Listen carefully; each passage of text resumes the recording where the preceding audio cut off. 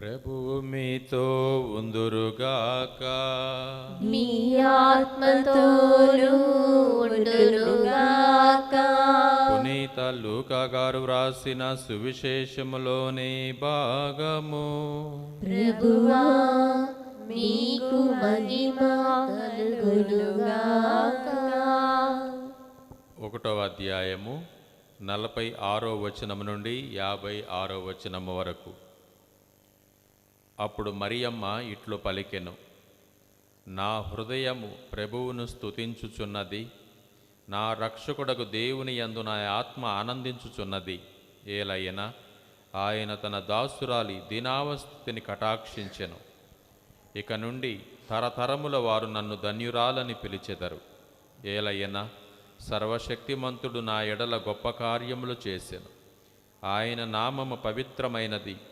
ప్రభువు పట్ల భయభక్తులు గలవారి మీద ఆయన కనికరము తరతరముల వరకు ఉండును. ఆయన తన బాహుబలమును చూపి అహంకారుల దురాలోచనలను విచ్ఛిన్నము గావించెను. అధిపతులను ఆసనముల నుండి పడద్రోసి దీనులను లేవనెత్తెను. ఆకలిగొన్న వారిని సంతృప్తిపరచి ధనవంతులను ఒట్టి చేతులతో పంపివేసెను. మన పితరులకు అబ్రహామునకు అతని సంతతి వారికి తరతరముల వరకు చేసిన వాగ్దానము ప్రకారము తన కనికరమును బట్టి తన సేవకుడగు ఇజ్రాయేలునకు సహాయము చేసెను. మరియమ్మ 3 మాసములు ఎలిజబెతమ్మతో ఉండి పిమ్మట తన ఇంటికి తిరిగిపోయెను. ఇది క్రీస్తుని సువిశేషము. క్రీస్తువా మీకు స్తుతి కలుగుగాక.